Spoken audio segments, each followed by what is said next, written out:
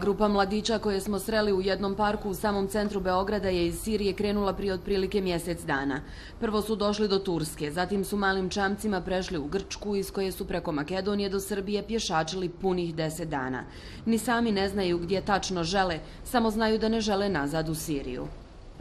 Bilo bi dobro u Austriju, Njemačku, Dansku, bilo gdje možemo imati normalan život. To bi mi bilo dovoljno. Ja sam sve izgubio u Siriji. Izgubio sam oca, izgubio sam dom, izgubio sam posao, a izgubio sam i djevojku.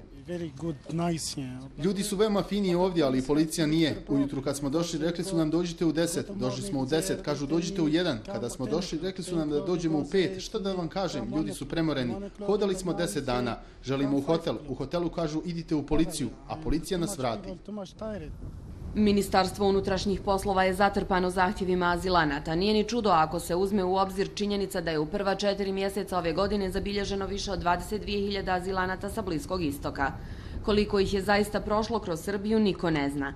Komesarijat za izbjeglice i imigracije, koji se bavi pružanjem osnovnih životnih uslova tražiocima azila, trenutno raspolaže sa 5 centara za prihvat sa kapacitetom od 810 mjesta. Mi smo u stalnom nastojanju da kapacitete proširimo i sanjamo situaciju da imamo spremne centre koji će stojati prazni i zaključani za slučaj nekog velikog priliva, zato što se situacija i dalje komplikuje. Jako je veliki broj lica i u Turskoj, i u Grčkoj, i u Makedoniji. Na putu ka Evropskoj uniji ovi ljudi nerijetko bivaju žrtve fizičkih napada, pljački, pa i radne i seksualne eksploatacije. Ove slučajeve se boje prijaviti jer misle da nemaju nikakvih prava kao stranci. Svako od njih kada dođe u Srbiju, njih policija prvo liši slobode.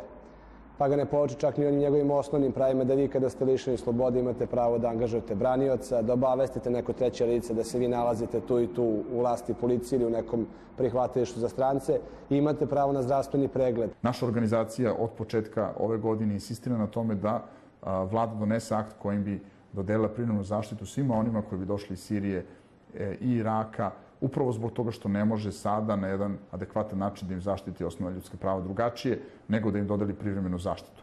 Građani suosjećaju sa imigrantima i smatraju da im treba više pomoći. Treba pomoći svakom čoveku, pogotovo čoveku za koga znamo da je ugrožen i životno i bilo kako. Mislim da im treba baš pomoći. Stvarno jadno izgledaju dole na željezničkoj stanici. Željeznička stanica postala je atraktivno stajalište za taksiste koji sve više vrebaju ove putnike u tranzitu. Iako im je zabranjeno da prevoze azilante do graničnih prelaza, vozači se ne ustručavaju ponuditi svoje usluge za veću svotu novca. Tarife su tajne, kao i činjenica da imigranata nikada ne manjka na ovom potezu. Za BHT Dnevnik iz Beograda, Aida Fazlić i Harun Kovačević.